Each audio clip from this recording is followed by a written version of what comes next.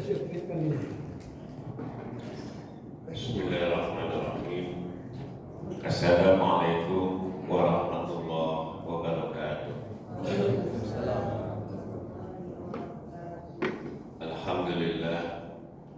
Alhamdulillahilladzi khalaqal mauta wal hayata liyabluwakum ayyukum ahsanu amala.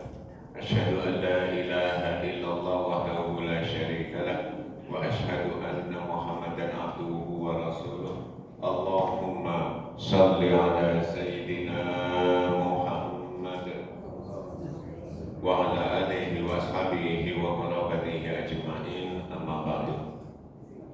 Yang saya hormati Al-Mukarram Al-Muhtaram Ustaz Haji Abdul dan jajaran DKM Masjid Bukit Indah, alim ulama, tokoh masyarakat, Bapak Ibu sekalian, yang insya Allah kita semua senantiasa mendapatkan rahmat, ridho, inayah, dan pertolongan Allah Subhanahu wa Ta'ala. Bapak Ibu sekalian, kita berharap bulan subuh ini bermanfaat untuk semua pihak. Untuk itu, mari kita baca surat Al-Fatihah. Kita mohon kepada Allah semoga kita semua kehidupannya senantiasa diberikan kemudahan, kelancaran, kebaikan, keberkahan, kesuksesan, keselamatan lahir batin dunia sampai akhirat. Keluarga kita Allah jadikan keluarga yang sakinah, mawaddah warahmah. Anak cucu keluarga besar kita, lingkungan kita, bahkan negara kita saleh salehah. Semoga usaha kita Allah berikan berkembang besar, hasil yang maksimal, Allah hindarkan dari kerugian, dan selama hidup ini senantiasa Allah berikan yang terindah, yang terbaik dan bermanfaat dunia sampai akhirat. Khusus untuk yang telah wafat, baik orang tua, kakek, nenek, teman-teman, handetolan, dan semuanya mukminin mukminat, khususnya saudara kita yang di Palestina, juga belahan dunia lain yang mengalami kezaliman. Semoga biar di alam barzakh Allah ampuni dosanya, Allah terima amal ibadahnya, Allah berikan kenikmatan dalam kuburnya, Allah pastikan dia menjadi ahli surga. Akan Allah pertemukan kita semua nanti sama-sama di surga.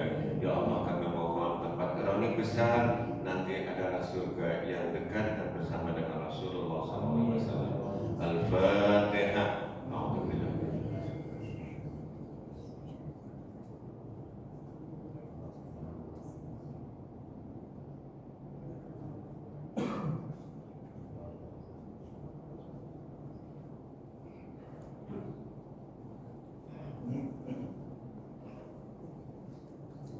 Bapak Ibu sekalian, sebelumnya mohon keikhlasan Bapak Ibu, izinkan saya nanti melalui santri untuk membagikan kuesioner penelitian ini terkait dengan pengaruh implementasi prinsip-prinsip keuangan syariah, sekaligus mohon doa Bapak Ibu.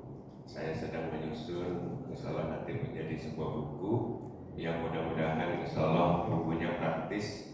Karena selama ini beberapa jemaah ketika ada masalah saya sodorkan beberapa buku, mereka bilangnya masih banyak teorinya. Jadi mohon doa, ini saya memberikan informasi dulu. Rencana nanti saya akan memberikan contoh-contoh, misalkan keluarga cuma berdua, suami istri, tiba-tiba suaminya dipanggil oleh Allah, ditanya anaknya nggak ada, keluarganya nggak ada, orang tuanya nggak ada, cuma berdua, baginya seperti apa? Atau satu keluarga suami istri, ada anak dua, laki perempuan, orang tuanya almarhum juga sudah nggak ada, lalu pun dicari-cari nggak ada. Insya Allah nanti akan ada tabel. Suatu saat ketika Bapak Ibu membutuhkan, tinggal melihat siapa sih keluarga yang ditinggalkan oleh almarhum. Nanti cara perhitungannya tinggal melihat aja. Jadi Insya Allah ini salah satu cara membantu umat. Karena selama ini kalau konsultasi langsung atau lewat komunikasi jarak jauh juga ada kendala. Mudah-mudahan bermanfaat.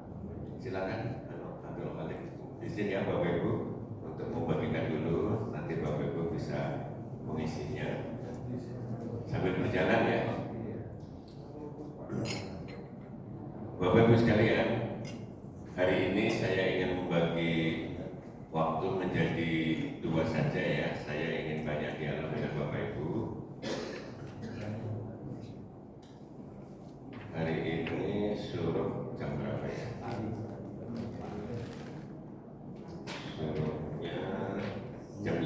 50 ya. Jadi kira-kira nanti sekitar 20 menitan kita ingin banyak dialog, sekaligus saya ingin memberikan contoh-contoh.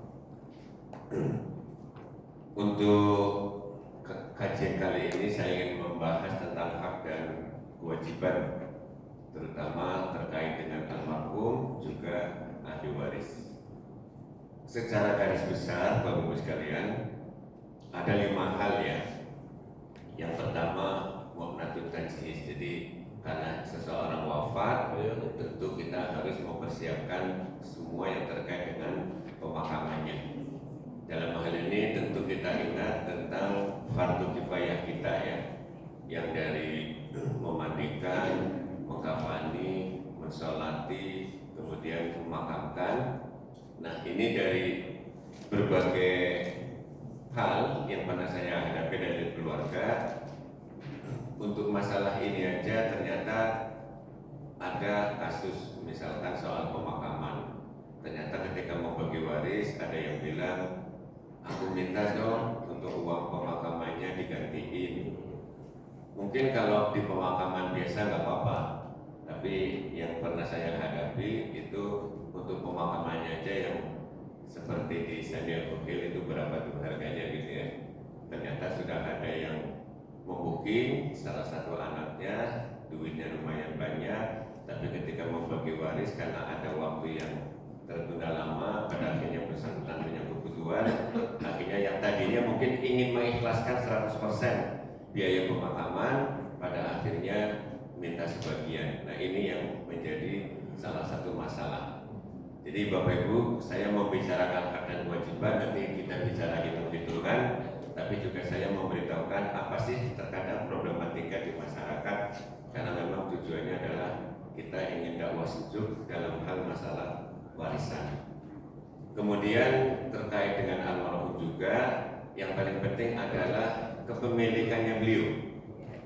Yang kemarin mungkin Bapak Ibu pernah mendapatkan PPT ya, yang dari saya, mungkin Bu Haja Keti pernah membagikan, kalau belum tolong kabari ya. Ini pada prinsipnya mengenai kepemilikan almarhum, termasuk kepemilikan aset keluarga, itu juga harus jelas.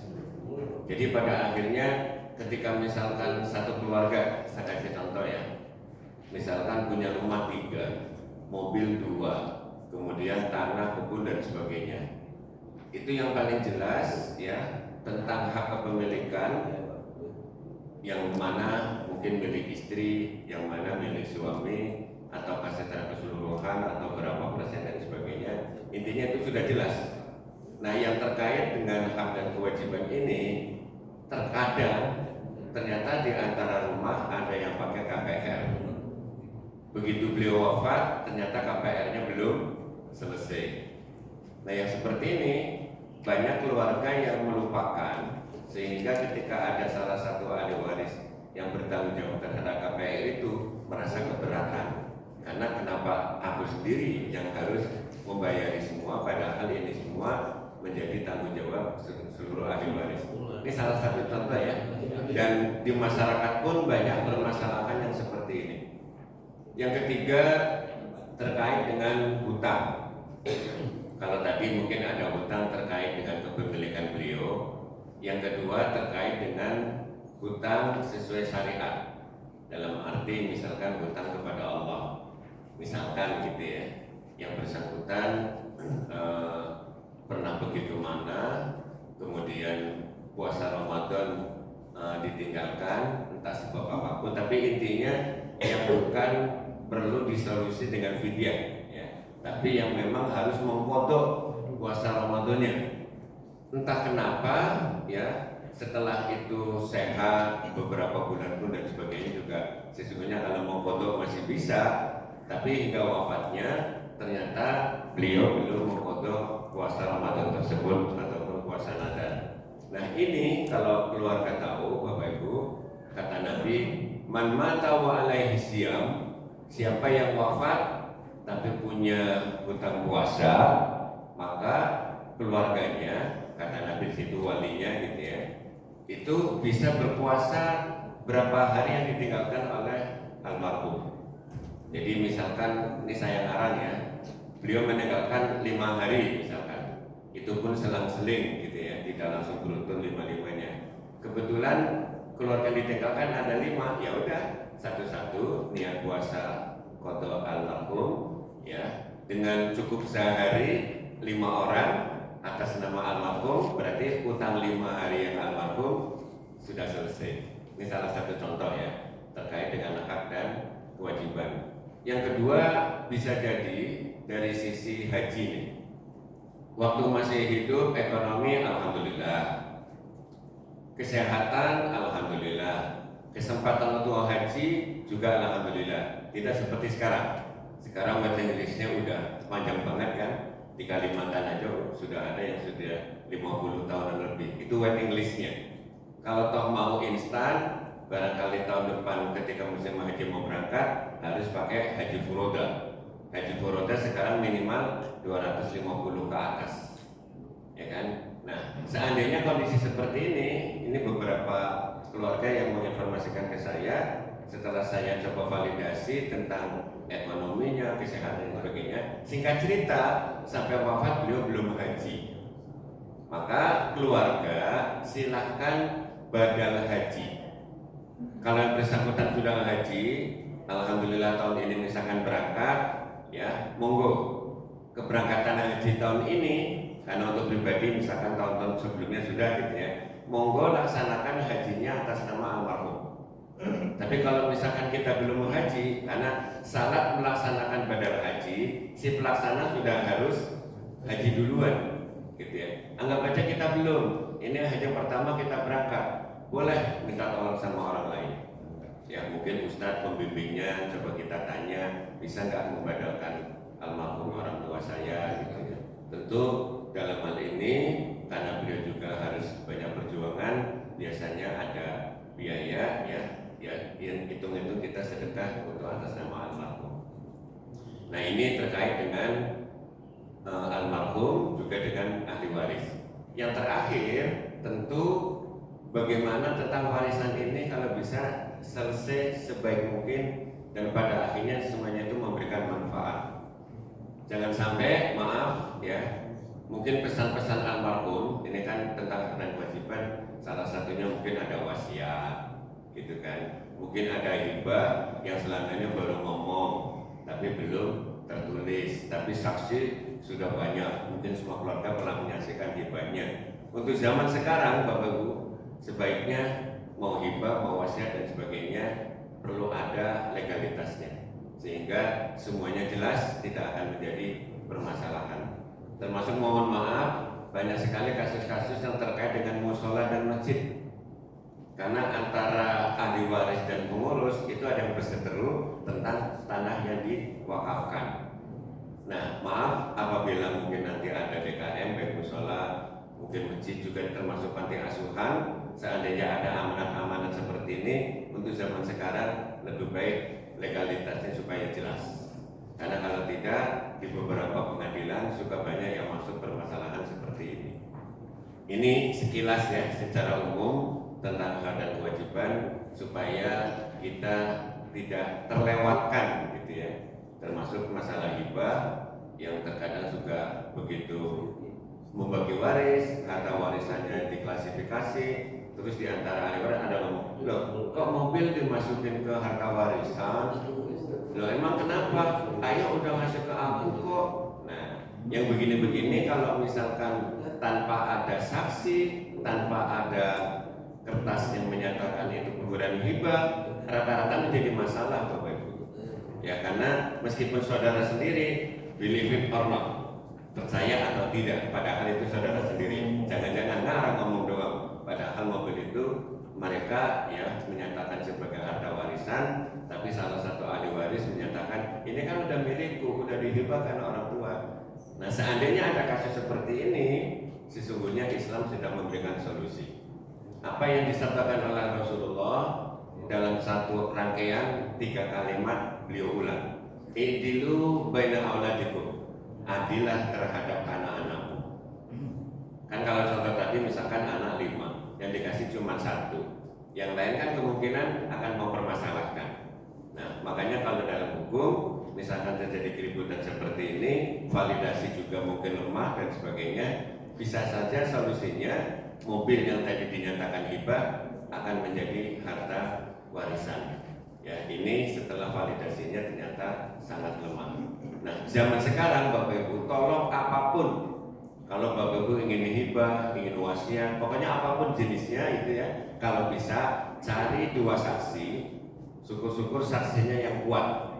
Yang dimaksud kuat apa? Beliau memang memahami apa yang sedang kita amanatkan. Yang kedua, beliau punya keberanian kalau seandainya ada masalah pada yang kita amanatkan. Mengapa saya sampaikan dua hal ini Bapak Ibu? Karena terkadang yang saksi itu asal yang tahu aja. Begitu ditanyain, ya saya pokoknya tahunya almarhum ngomong begini. Ya memang udah lumayan sih, gitu ya. Tapi karena ini sedang menghadapi konflik, ya pada akhirnya persaksian seperti ini suka dilemahkan. Contoh yang nyata Bapak Ibu, saksi yang lemah, beliau sebetulnya tahu persis. Almarhum pun ngomong sama beliau, gitu ya. Bahkan mungkin ada tanda-tanda yang lain yang menunjukkan memang almarhum istilahnya punya saksi beliau. Tapi ketika saya tanyakan, Bu, kenapa misalkan nggak ngomong begini? Ketika ngomong sama saya, open. Tapi ketika sama keluarga, close. Kenapa? Gini Pak Ustaz, jujur aja dalam kehidupan, aku banyak ditopang oleh beliau. Kalau saya buka seperti yang Pak Ustadz dengar, bisa-bisa beliau akan mengangkat bantuannya untuk kehidupan saya. Nah yang gini-gini banyak Bapak Ibu. Saksi-saksi yang seperti ini akhirnya silent, akhirnya diem, nggak mau ngomong. Ya karena ada hal-hal yang lain. Maksud saya hal-hal yang seperti ini sengaja saya sampaikan di sini supaya kita antisipasi. Jadi mencari saksi jangan sekedar saksi. Kalau zaman sekarang sebenarnya instan kok, gampang kok. Kalau ada apa-apa ke notaris. Ketika nanti ada yang menggugat, ya notaris secara legal hukum, baik syariat ataupun negara, udah jelas. Kalau ada apa-apa, hadapi aja beliau. Siapapun keluarga, silakan aja menghadapi notaris itu. Ya, rata-rata pada akhirnya kebenaran akan tercipta. Nah, Bapak-Ibu sekalian, untuk sementara Grand Design tentang hak dan kewajiban seperti itu ya. Meskipun kalau kita mau ditambahkan lagi, kalau bisa Bapak Ibu memberikan surprise selalu untuk almarhum almarhumah. Apa itu? Doakan beliau, mohonkan ampunan untuk beliau. Itu surprise kita. Karena Nabi menjelaskan ketika kita mendoakan beliau, beliau kan ceritanya derajatnya di sana diangkat. Begitu diangkat, beliau bertanya, ini dalam hadisnya, ini aku diangkat dapat dari mana? Karena kalau amalnya beliau sudah tahu. Tapi ini kok tiba-tiba dinaikkan? Jawabannya, bidu'ai waladikalaka. Di dalam hadis bilangnya gitu. Karena doanya anakmu. Hadis lain, bistighfari waladikalaka. Karena istighfarnya anakmu. Untungnya Bapak Ibu, hadis ini menggunakan kata walad. Artinya yang dilahirkan. Bisa anak kandung, anak angkat, mungkin anak didik, anak orang lain yang dalam kehidupannya karena mungkin ada kaitan selama ini, entah jarak jauh ataupun jarak dekat, akhirnya beliau mendoakan almarhum. Insya Allah sampai Bapak Ibu. Ya, surprise seperti ini, termasuk kalau Bapak Ibu sedekah, ya kan, niatkan atas nama almarhum, kita dapat, almarhum juga dapat. Nah ini semua akan bisa menjadi multi level pahala. Kalau apa? Kalau Bapak Ibu kasih tahu keluarga, kasih tahu teman-teman, syukur-syukur zaman sekarang masukkan ke medsos, mau Facebook ke, Instagram, Telegram, mungkin TikTok dan sebagainya, beserta dalilnya supaya kuat misalkan, itu nanti semua orang yang mendapatkan hal yang positif terus melaksanakan, kita dapat pahala nggak? Kalau nanti misalkan medsos berjalan terus menyebar kemana-mana karena banyak yang sharing, anggap aja kita sudah wafat, tapi banyak yang melaksanakan dari apa yang sudah kita kaji di medsos, kita dapat manfaat gak? Kita sudah di kuburan, Yang jelas dapat Bapak Ibu. Makanya tolong usahakan apapun yang kita lakukan akan menjadi multi level pahala, piramida yang semakin luar biasa. Nah ini yang perlu kita sampaikan. Oke Bapak Ibu sekalian, untuk selanjutnya saya mencoba kurang lebih sekitar 15 menitan gitu ya. Setelah ini silakan Bapak Ibu kita memberikan satu contoh kasus ya. Saya ingin mencoba latihan hitung nih gitu ya.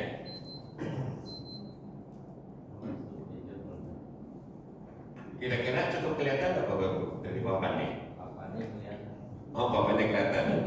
Saya sengaja bawa spidol yang gede ya. Maaf nanti tulisannya sengaja sakit perbesar ya. Contoh yang paling simpel dulu, nanti kita kembangkan ya. Misalkan si A. Cukup kelihatan ya Bapak Ibu? Nah, Pak Haji yang di sini melihat nggak? Ya, ya. Misalkan si A ini seorang suami. Kemudian B ini seorang istri.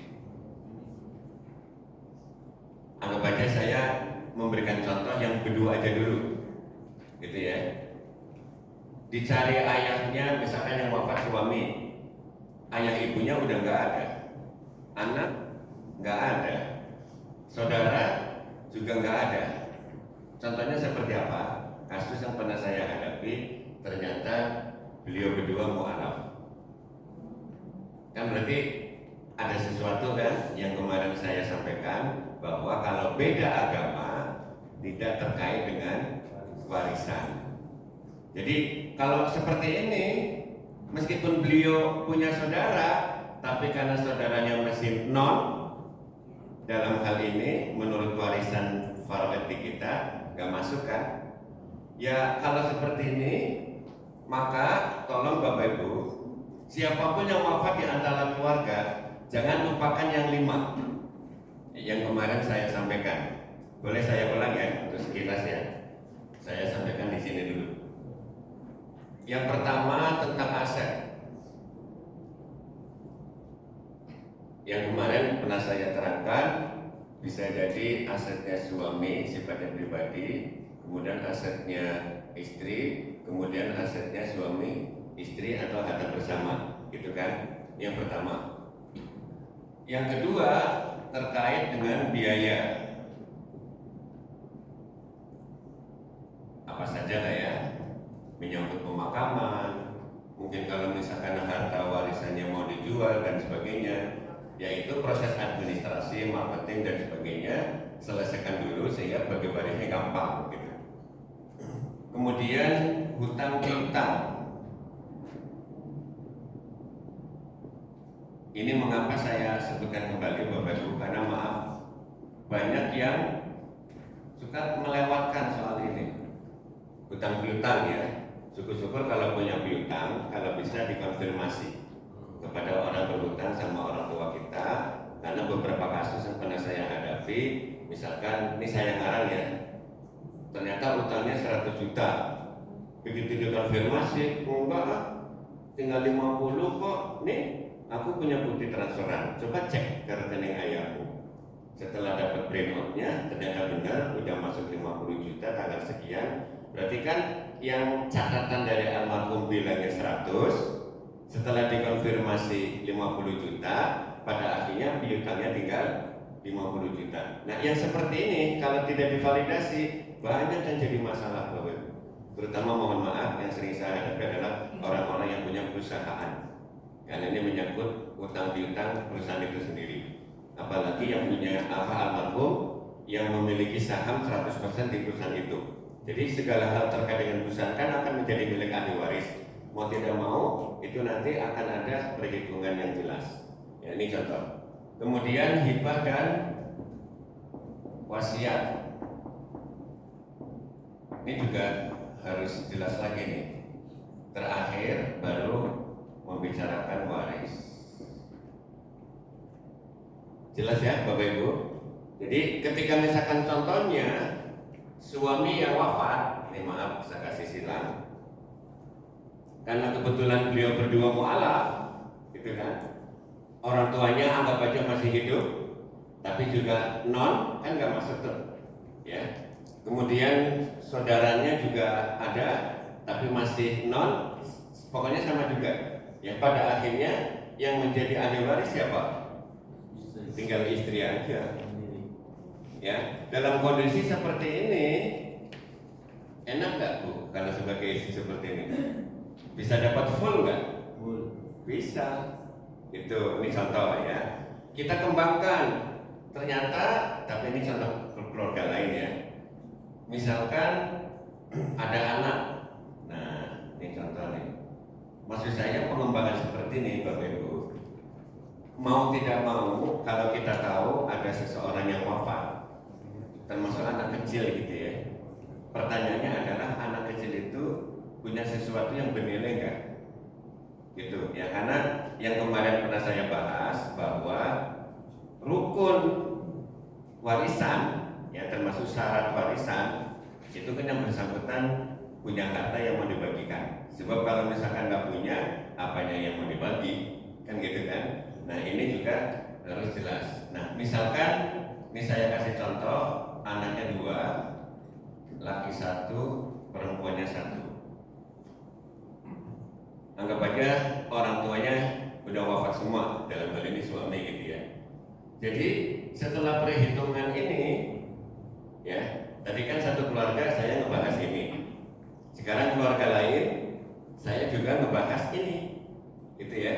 Karena yang meninggal suami pokoknya bahas ini semua. Nah sekarang anggap aja udah final, tinggal ngomongin warisannya nih, gitu kan. Berarti karena istrinya almarhum, dalam hal ini almarhum punya keturunan, maka istri dapatnya 1/8 gitu. Kemudian sisanya istilahnya asoba, ini saya tulis S gitu ya, ini untuk anaknya.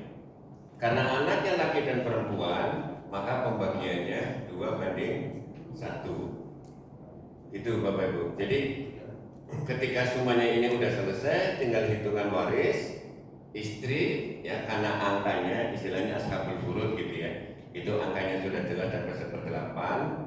Misalkan hartanya 100 gitu ya, berarti kan nanti ini dapatnya 1/8 berapa? 12,5 ya, maaf kalau bisa salah hitung gitu ya, betul nggak? Kurang lebih gitu ya.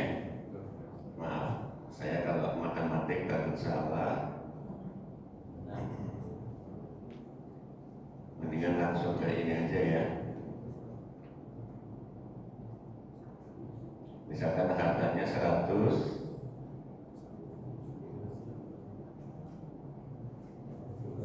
mungkin nanti ini jujur Bapak Ibu, saya punya aplikasi untuk hitung waris tapi bahasa Arab ya. Misalnya mungkin Ustaz Abdul familiar banget nanti ya, misalnya nanti saya beritahu kan untuk aplikasinya. Tapi kalau tahu Bapak Ibu yang belum mengerti bahasa Arab, bahasanya juga simpel kok ya. Maaf, bukan apa-apa, karena aplikasi yang ada di Indonesia yang pakai tulisan Arab untuk hal-hal tertentu ternyata kurang terjangkau. Untuk aplikasi ini beberapa kali saya coba, alhamdulillah terjangkau. Karena di dalam hitungan waris itu ada istihad ya, seperti masalah Umariyatain, itu istihadnya Umar bin Khattab, belum lagi nanti yang lain. Alhamdulillah aplikasi ini bagusnya. Ya ini benar ya Bapak Ibu. Jadi istri mendapatkan 12,5 dari harta 100. Ini saya katakan ini HW ya, harta warisan ya. Kalau aset ya, aset bisa jadi mungkin lebih dari 100, anggap aja 200. Loh kok tinggal 100? Karena ternyata mungkin yang 100 sudah dihibahkan ke siapa, diwakafkan dan sebagainya, jadi tinggal 100. Jadi maksud saya supaya masyarakat paham bahwa seluruh aset keluarga itu belum tentu semuanya menjadi harta warisan. Diperjelas dulu prinsipnya, apa yang diwariskan yang sudah pasti setelah divalidasi bahwa itu adalah hartanya yang wafat, itulah yang harus dibagi gitu ya. Nah setelah itu ya, karena ini 12,5, ini kan 1/8 setelah dibagi ya. Berarti kan sisanya 7/8. Nah, ini kalau misalkan saya hitungkan hartanya warisan untuk istri 12,5, maka untuk anak lakinya dapat 58,33. Kemudian anak perempuannya karena setengah dari laki-laki dapatnya 29,17. Kalau terbalik Ustaz, Ya. kalau yang mualafnya anaknya orang tuanya. Iya, nanti kita kembangkan bisa ke sana Pak Haji. Ya, misalkan yang meninggal anaknya. Enggak, yang meninggal orang tuanya. Yang meninggal orang tuanya, maksudnya orang tua siapa? Yang misalnya lakinya anaknya mualaf, itu dapat waris nggak dari orang muslim? Anaknya mualaf, orang tuanya non muslim. non muslim. Yang jelas Nabi sudah bersabda, la yarisul muslim kafiro wala kafir muslimah. Intinya yang beda agama tidak memberi atau mendapatkan warisan kalau beda agama Pak. Ya. Jadi kalau misalkan kasusnya anaknya yang mualaf terus meninggal gitu ya? Enggak, bukan anaknya yang meninggal. Oh, yang meninggal bapaknya. Nah, jujur dalam pembahasan faraid ini ada beda pendapat. Ada yang menyatakan ngikutin hadis tadi, karena bapaknya non kan, anaknya yang mualaf. Kalau ngikutin hadis tadi, no, ya kan? Tapi ada yang berpendapat bahwa orang yang beriman prinsipnya posisinya lebih kuat daripada yang non. Ini pendapat kedua ya, artinya mendapatkan. Tapi dari beberapa kajian mendapatkannya berapa? Ya tentu nggak pakai omongan seperti syariat Islam. Tapi intinya masih dapat. Karena apa? Karena dalam hal ini Bapak Ibu jangan lupa tentang harta warisan ini, kalau ditanya merujuk kepada yang wafat, ya kan? Kalau contoh misalkan ini suami nih, 100 ini miliknya suami yang wafat ini. Kalau tadi Pak Haji mencontohkan ayah yang non, berarti kan ngomongin hartanya bio, ya kan? Karena itu non muslim, masa sih kita ngitung-ngitungnya kayak tadi sebagai anak, ngitungnya kayak faraid? Kan tentu barangkali saudara-saudara yang non muslim pasti akan menolak. Enak aja, kamu laki-laki dapatnya 2, saya dapatnya 1. Nah, ini yang kemarin 4 hukum yang ada di Indonesia yang pernah saya sampaikan. Saya ulang kembali ya, faraid ini yang berdasarkan qala hadis, juga ijma dan sebagainya lah ya, sampai qiyas, termasuk ulama-ulama sekarang. Yang kedua, di Indonesia kompilasi hukum Islam. Itu juga alhamdulillah banyak yang sesuai, tapi maaf dalam tanda kutip ada beberapa poin yang istilahnya harus banyak didiskusikan kalau pengen sesuai dengan syariat Islam. Yang ketiga apa? KUHP perdata.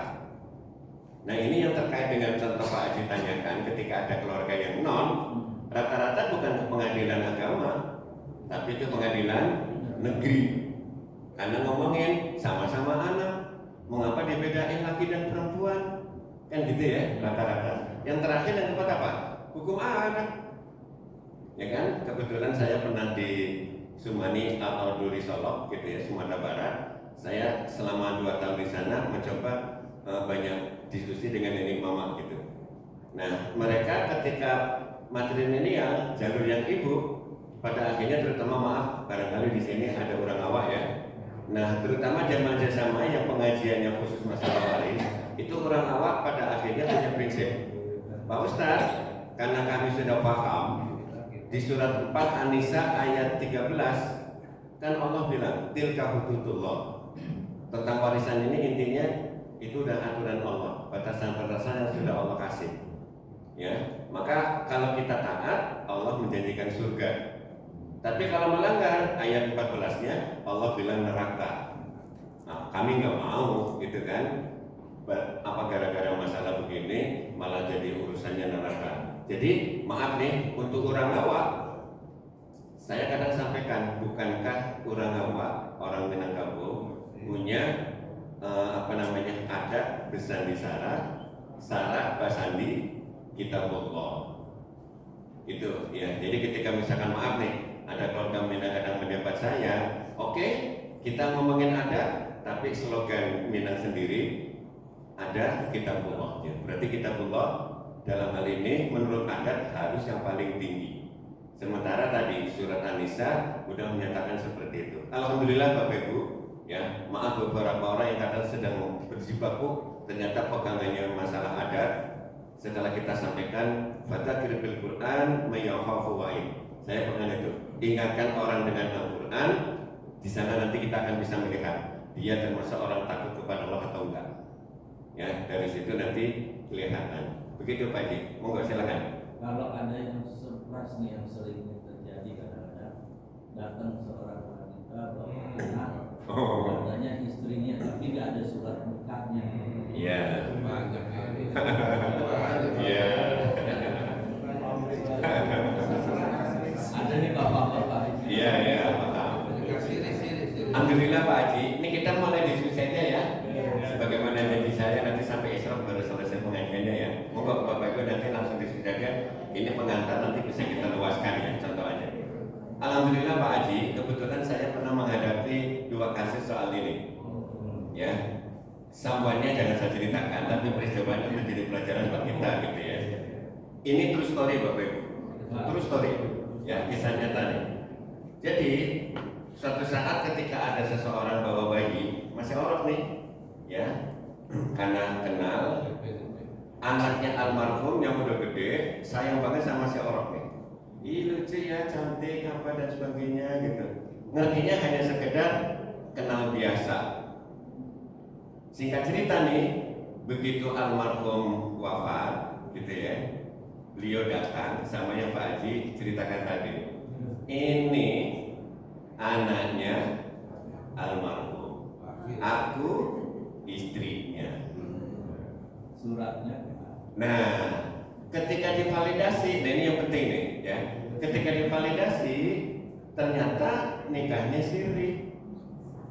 Pertanyaan tentang saksinya pun yang tadi saya sampaikan, saksinya nggak mau Pak. Kata beliau ada saksinya ini, tapi dimintakan hadir, nggak mau karena mungkin tahu resiko. Jadi permasalahan. Nah sekarang kalau memang faktanya seperti ini, yang jadi poin besarnya adalah believe it or not, ya kan? Si keluarga almarhum dengan kehadiran wanita dengan bayinya, berarti yang saya dapatkan ya, bayinya ketika wafatnya almarhum udah lumayan gede, kurang lebih kalau nggak salah batita, kalau tadi kan orok nih, ya batita, bayi 3 tahun gitu. Nah, yang seperti ini si keluarga bingung, Pak Ustadz gimana ya gitu.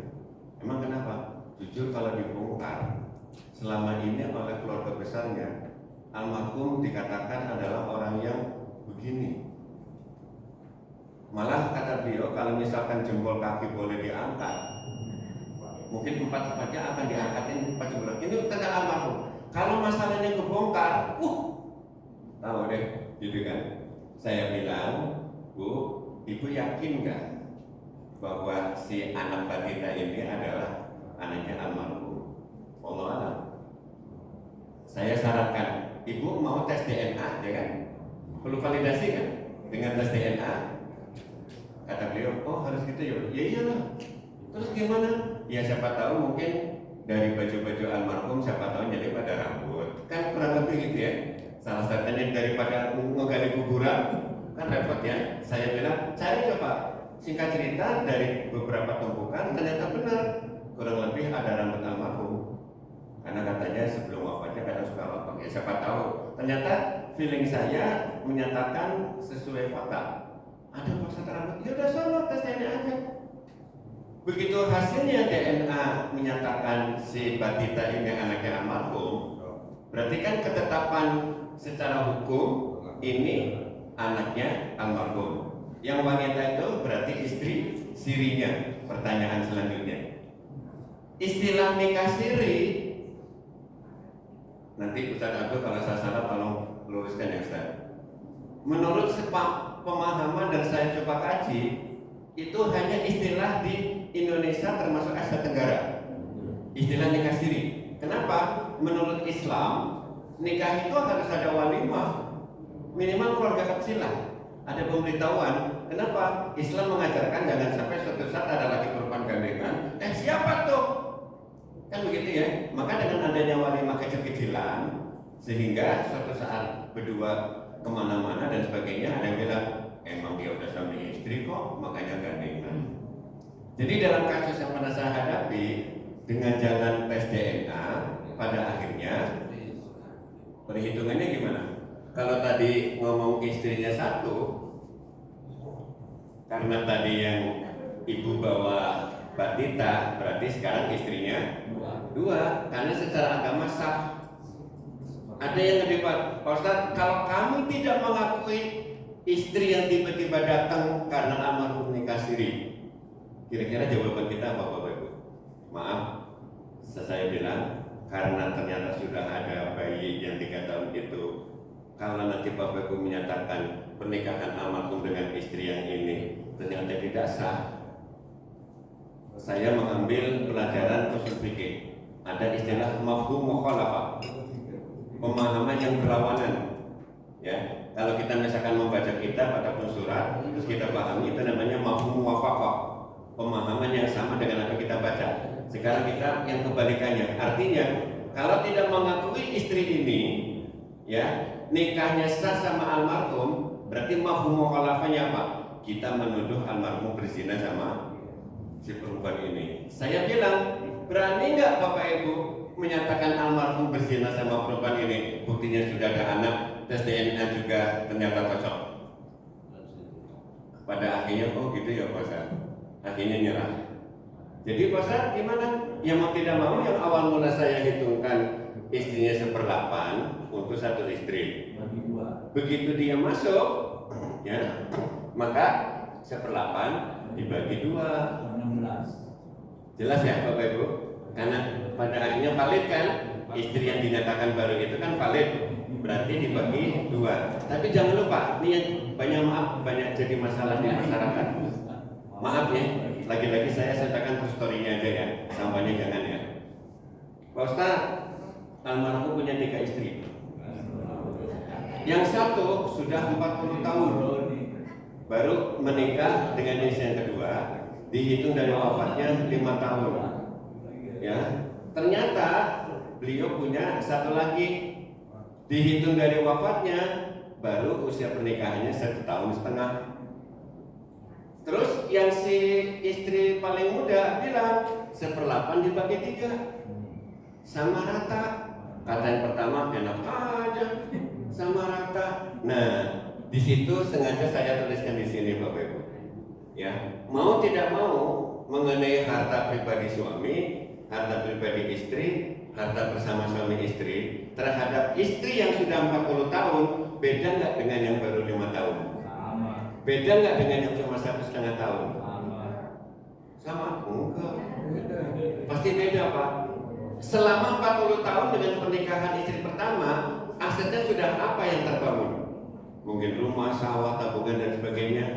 Ya, begitu masuk istri yang kedua, itu pun baru jaraknya 5 tahun. Apa sih yang berkembang?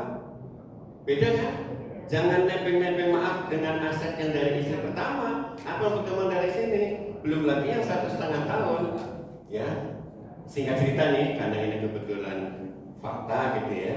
Yang dengan istri pertama 40 tahun, alhamdulillah lah. Ya, karena udah 40 tahun. Yang 50 tahun cuma nambah mobil. Yang 5 tahun cuma nambah mobil. Yang baru 1,5 tahun, istilahnya nambah tabungan doang.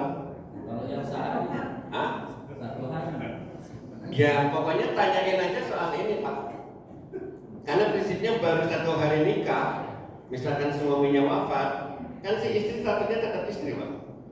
Ya rezekinya istri. Istilahnya misalkan suaminya orang kaya, baru dinikahin, istri lain anggapnya nggak ada nih ya. Ya karena mungkin maaf misalkan sudah lama ya pengen diasuh, ya daripada mungkin sama orang yang nggak jelas, mendingan yang ngasuh diperistri deh misalkan gitu ya. Baru sekali wafat, ya rezekinya si perempuan Pak. Meskipun baru 1 hari. Yang penting apa? Akadnya secara Islam sudah sah. Nah maksud saya Bapak Ibu, ketika tadi saya nyatakan ada istri 3, tolong jangan lupakan sejarah istri pertama yang sudah 40 tahun sama almarhum, istri kedua baru 5 tahun, istri ketiga baru 1,5 tahun. Adil nggak?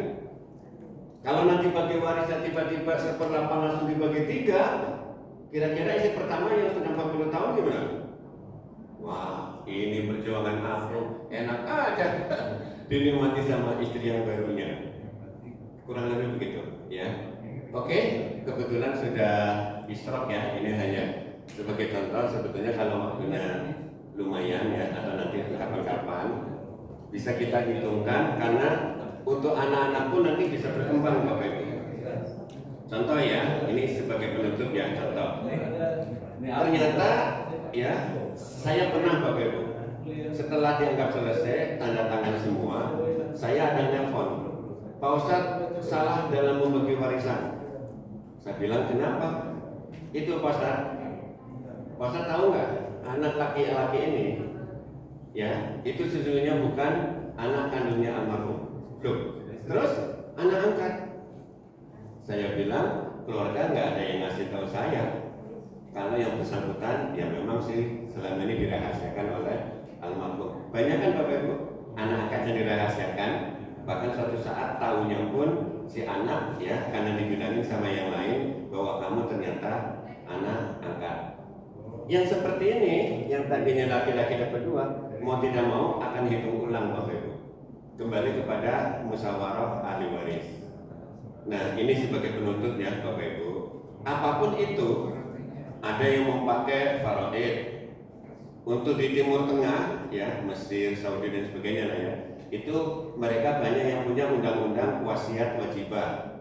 Ini untuk kasus lain nanti ya. Ini maksudnya pelaksanaan hukum.